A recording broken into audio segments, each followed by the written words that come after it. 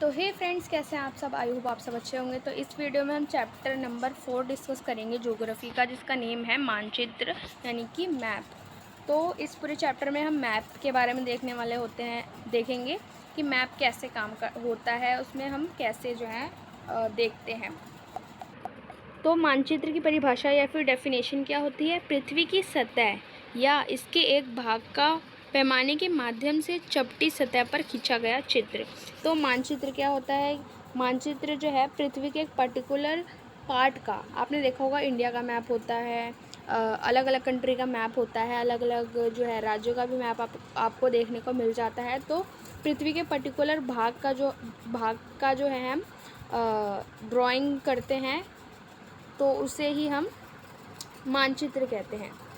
ठीक है ना। तो इसकी डेफिनेशन है कि इसके एक भाग के पैमाने के माध्यम से चपटी सतह पर, यानी कि हम प्लेन सतह पर, यानी कि किसी भी रफ़ पेपर वगैरह पर जब इसको ड्रॉ करते हैं तब वो मानचित्र कहलाता है। फिर है देखते हैं ये विश्व ग्लोब के निर्माता, यानी कि जो ग्लोब है, विश्व में ग्लोब किसने बनाया था? मार्टिन बेहम ने, आपको याद रखना चाहिए। विश्व मानचित्र के निर्माणकर्ता कौन है? विश्व वर्ल्ड मैप किसने बनाया था? अनेजी मैडर ने बनाया था। फिर भूगोल के जनक कौन है? भूगोल के जनक है हमारे हिकेटियस।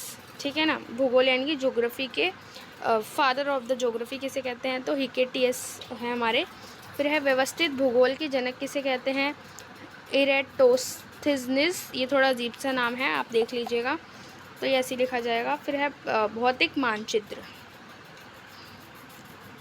भौतिक मानचित्र क्या होता है? पृथ्वी की प्राकृतिक, जैसे पर्वतों, पठारों, मैदानों, नदियों, महासागरों इत्यादि को दर्शाने वाले मानचित्र को हम क्या बोलते हैं? भौतिक मानचित्र। तो भौतिक मानचित्र में जो है पृथ्वी के पठार, पर्वत, मैदान, नदियाँ, महासागर सब दिख जाते हैं, तो वो हमारा आ जाता है भौतिक मानचित्र। आप शॉप पर जाते हैं तो आपको बोलना पड़ता है फ़िज़िकल मैप दे दो या फिर पॉलिटिकल मैप दे दो। तो फ़िज़िकल मैप में जो है आपके पर्वत, पठार, नदियाँ, महासागरें दिख जाती हैं। लेकिन जो आपको पॉलिटिकल मैप होता है, इसमें क्या दिखते हैं? पॉलिटिकल मैप में आपको नगर, राज्य, शहर या गाँव या फिर विश्व के विभिन्न देशों के राज्य, उनकी सीमाएँ देखने को मिल जाती हैं। तो वो होता है हमारा राजनीतिक मानचित्र, यानी कि पॉलिटिकल मैप। तो भौतिक मानचित्र को फिज़िकल मैप बोलते हैं और राजनीतिक मानचित्र को पॉलिटिकल मैप बोलते हैं। फिर हमारा तीसरा मानचित्र टाइप कौन सा है?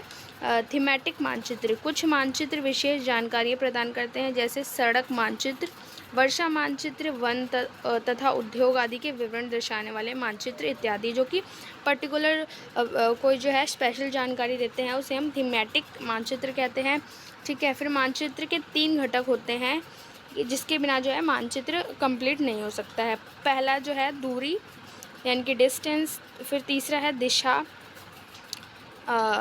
ठीक है। और तीसरा है हमारा प्रतीक।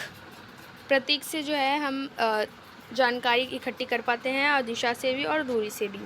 तो दूरी क्या होती है? मानचित्र एक आरेखण है। आरेखण होता है यानी कि एक ड्रॉ किया हुआ एक होता है, जो कि पूरे विश्व या उसके एक भाग को छोटे मानचित्र के छोटे पैमाने पे खींचे जाते हैं। जो मानचित्र होता है वो एक तरीके का एक ड्राइंग होती है, चित्र होता है जो कि खींचा जाता है, जिसमें विश्व के कुछ भाग को छोटे मानचित्र में दर्शाया जाता है उस रेखाओं द्वारा।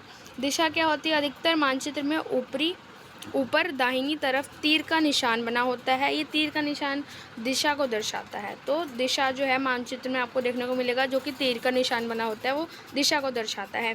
प्रतीक क्या होता है? किसी भी मानचित्र पर वास्तविक आकार एवं प्रकार में विभिन्न आकृतियों, जैसे भवनों, सड़कों, पुल, वृक्ष, रेल की पटरियों या कुओं को दिखाना संभव नहीं हो पाता है। इसलिए वे निश्चित अक्षरों, छायाओं, रंगों, चित्रों तथा रेखाओं का उपयोग करके दर्शाए जाते हैं।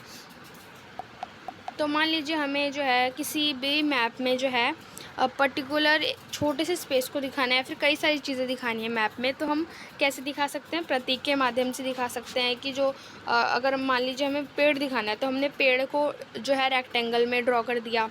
ठीक है ना। क्योंकि अब हम उस जगह पे वृक्ष तो नहीं लिखेंगे ना, इसलिए हम छोटा सा ड्रॉ कर देते हैं कुछ भी, जिससे कि पता चल पाए। और हमें दिखाना है सड़कों को, तो सड़कों को हमने सीधी रो बना दिया, फिर कुछ भी रेक्टेंगल ट्रायंगल बना दिया, जिससे हमने सड़कों का जो है बता दें कि हाँ ये सड़क है यहाँ पे। ठीक है, तो पर्टिकुलर आकार कोई भी शेप दे देना जिससे पता चल पाए कि यहाँ पे ये है। रूट प्रतीक क्या होते हैं? विभिन्न रंगों का उपयोग भी इसी उद्देश्य से किया जाता है। उदाहरण के लिए नील रंग का इस्तेमाल जो है जलाशयों, भूरा रंग का इस्तेमाल जो है पर्वतों, पीले रंग को पठारों के लिए इस्तेमाल किया जाता है, हरा रंग मैदान को दर्शाने के लिए किया जाता है। रूट प्रतीक यानी कि कलर के थ्रू दिखाना कि हाँ ये इस चीज़ को दिखा रहा है, जिसकी अगर हम ग्रीन की बात करें तो वो मैदानों को दिखाएगा, पीले की बात करें तो पठारों को दिखाएगा। तो रंगों के माध्यम से भी जो है हम दिखाने का प्रयास करते हैं कि यहाँ पे ये चीज़ है। रेखा चित्र क्या होते हैं? आप अपने मित्र के घर जाना चाहते हैं लेकिन आपको रास्ते की जानकारी नहीं है। आपका मित्र अपने घर के रास्ते को बताने के लिए कच्चा आरेखन बना सकता है। तो रेखा चित्र एक सिंपल जो है लाइंस ड्रॉ करना, उसे हम रेखा चित्र बोलते हैं। ऐसे ही कुछ भी नहीं, मतलब आप बोल सकते हैं कि आप जितना अच्छा बना सकते हो उतना बना लीजिए, मतलब जिससे समझ आ जाए, कच्चा आरेखन जिसे बोल सकते हैं ना। खाका क्या होता है? खाका एक छोटे क्षेत्र का बड़े पैमाने पर खींचा गया रेखा चित्र खाका कहा जाता है। तो खाका एक क्या होता है? एक छोटी सी किसी भी पर्टिकुलर जगह का बड़े किसी भी पेपर पर जो है ड्रॉ किया जाता है उसको, तो उसे हम रेखा चित्र खाका कहा जाता है। तो ये था हमारा चैप्टर, यहीं एंड होता है। आई होप आपको ये वीडियो अच्छी लगी होगी। अगर आपको ये वीडियो अच्छी लगी तो अपने दोस्तों के साथ भी शेयर कीजिए और नेक्स्ट वीडियो जल्दी आएगी। तो इस चैप्टर में हमने डिस्कस किया था मानचित्र क्या होता है, मानचित्र के जो है विभिन्न अलग अलग निर्माता या फिर निर्माणकर्ता जनक कौन रहे हैं, भूगोल के जनक कौन रहे, सब हमने देखा। फिर भौतिक मानचित्र के टाइप क्या होते हैं, जिसमें भौतिक मानचित्र यानी कि फिजिकल मैप, पॉलिटिकल मैप और थीमेटिक मानचित्र आते हैं।